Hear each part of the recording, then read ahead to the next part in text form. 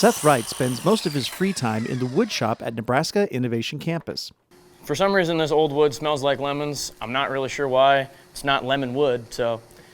The Husker Jr. learned woodworking at Innovation Studio so he could build his favorite game. My interest in woodworking started because I like to play cornhole, and I was thinking to myself, well, I could go over to the Nebraska Innovation Campus and make myself a set of cornhole boards.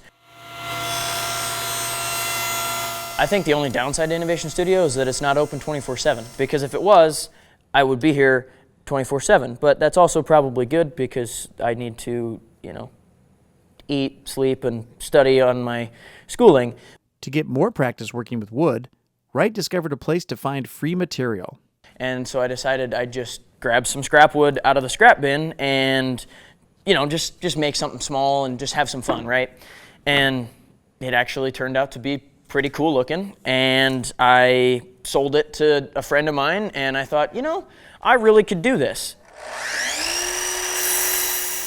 Wright started his own woodworking business with the help of UNL's Engler Agribusiness Entrepreneurship program. What I do is I upcycle scrap wood, reclaimed wood, and repurposed wood into what I like to call handmade treasures.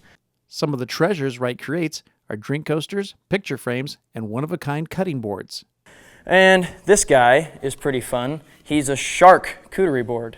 A shark, it's kind of a play on words there. And on the back it says charcuterie, and it says a French term for adult Lunchable, which I think is pretty funny because that's basically what a charcuterie board is, an adult Lunchable.